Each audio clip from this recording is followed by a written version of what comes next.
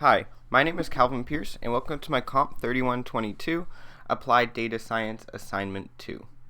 So in this assignment, I'm going to be taking you through working through some data sets and using some very cool machine learning to make predictions based off of the given data using libraries in Python such as NumPy, scikit-learn, and pandas.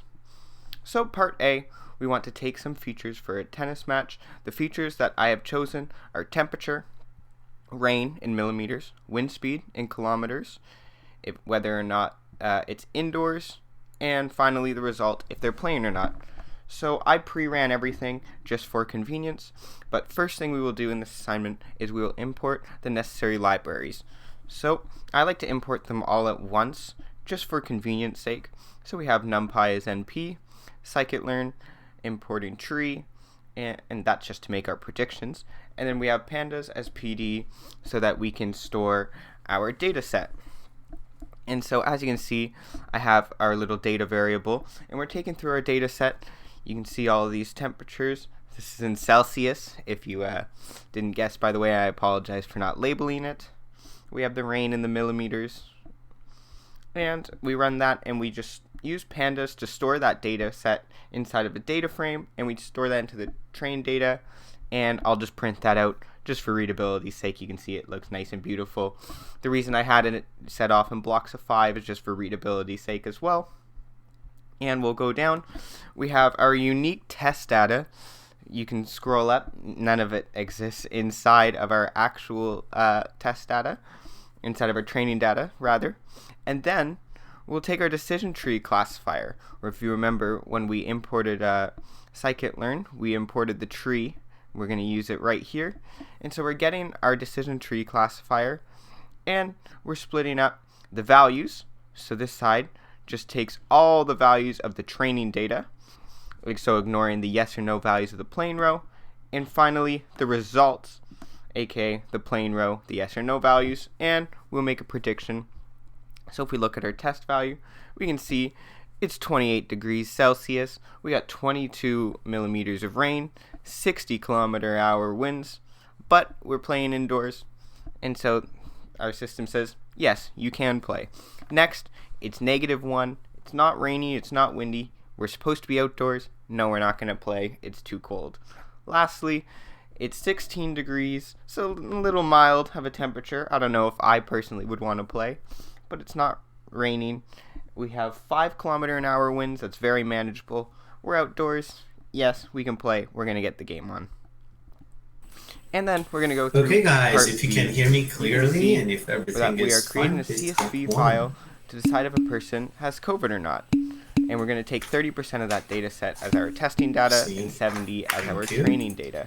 So once again, we're going to want to import pandas, and we're going to store pandas CSV file. We're just going to read it, and we're going to store it inside of the CSV variable. Guys, Once again, I'm just showing you the table just for readability purposes. This is everything I have in the comma separated value. I thought that it's better to use different. So you can see I have zeros for teaching. I have zeros for Maybe sorry, you get my bored. apologies. I have zeros for no.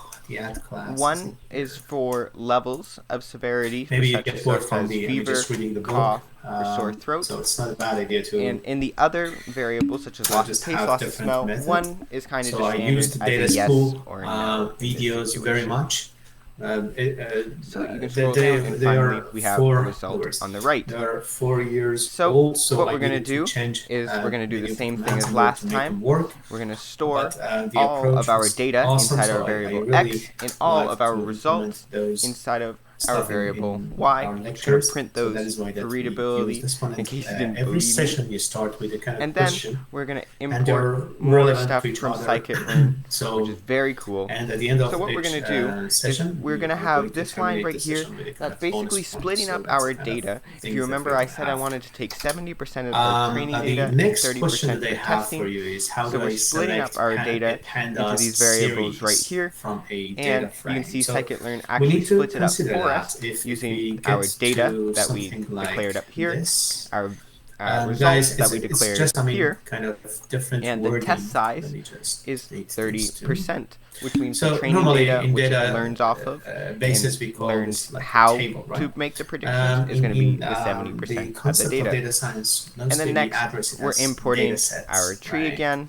And once again, pandas, we're storing that decision tree inside of a variable. So, longer story short, and then we're taking our what training we know data as table, and or we're going to make set, some just predictions data based off frame. of our testing data, in which it never read yet. That? And as you can see, these are our predictions right here. We're predicting these to be positive, negative, positive, positive, so on and so forth. And this is the actual data of which it was comparing to. What was the last As you can see, it got pretty thing that close. we had here? There's just the one orders that is off here. If you want us to do it a different way, we can actually comment out the decision tree right there and use the neighbors classifier and just use a little, it's just a different way of making predictions. It can sometimes give you a little more accurate prediction. In this case, it didn't 77% from the beforehand 88%. So what I will do is just comment this guy back out.